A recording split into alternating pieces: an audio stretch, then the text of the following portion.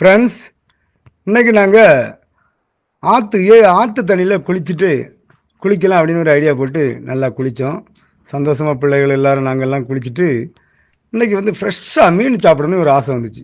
அதனால் என்ன பண்ணோம், வலை போட்டு மீன் பிடிக்க போனோம். குளத்தில் போய் மீனை போட்டு வலை போட்டு பிடிச்சோம். நிறைய நேரம் ஆச்சு. அப்போ பார்த்தா மீன் கிடச்சிது. அந்த மீனை வலையை எடுத்து எல்லாம் பார்த்தோம். வலையை இழுக்க போனோம். எல்லோரும் சேர்ந்து மீன் பிடிச்சிட்டு வரும்போது பார்த்திங்கன்னா இழுக்க ஒவ்வொரு மீனாக தெரிஞ்சுது. இதை வந்து இந்த மீனுக்கு பேர் வந்து சிலோப்பியா அப்படின்பாங்க. சிலோப்பியா அப்படின்லாம் சொல்லுவாங்க. இந்த மீன் வந்து ரொம்ப அருமையாக இருக்கும். சாப்பிட்றதுக்கும் சரி, இந்த பொரிச்சு சாப்பிட்றதுக்குலாம் ரொம்ப அருமையாக இருக்கும்.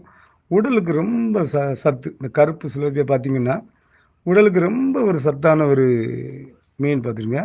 இது வந்து ஃப்ரெஷ்ஷாக இப்போ மருந்து அந்த இன்னும் உயிருக்கு பார்த்திங்கன்னா சாகலை. இந்தளவுக்கு ஃப்ரெஷ்ஷாக நாங்கள் சுட்டு திங்கலான்னு ஐடியா போட்டிருந்தோம். எப்படியாவது நல்லா ஃப்ரெஷ்ஷாக சுட்டு நல்லா ஒரு டேஸ்ட்டாக சாப்பிட்லாம் அப்படின்னு பார்ப்போம். குழந்தைகளுக்கெல்லாம் ரொம்ப சந்தோஷம். பிள்ளைகளெல்லாம் ரொம்ப ஜாலியாக விளையாடி நாங்கள் அதை கட் பண்ணலாம் போயிட்டு சூப்பராக இப்படி பண்ணலாம் அப்படின்னு ஐடியா போட்டோம். அந்த ஆற்றங்கரையில் வச்சு அந்த ஆற்றங்கரையிலே நாங்கள் கட் பண்ண ஆரம்பித்தோம். பார்த்திங்கன்னா அப்படி இருந்து ரொம்ப ஜாலியாக அந்த குழந்தைகள்லாம் வேறு ஜாலின்னு அப்படி இருந்து அந்த மாதிரி குழந்தைகள் ஜாலியாக கட் பண்ணிவிட்டு எல்லாம் முடிச்சுட்டு கட் பண்ணுறோம்.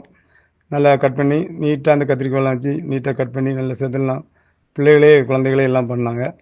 பண்ணிவிட்டு அப்படியே சமையல் பண்ண சூடாகி அப்படி ரெடி ஆனோம்.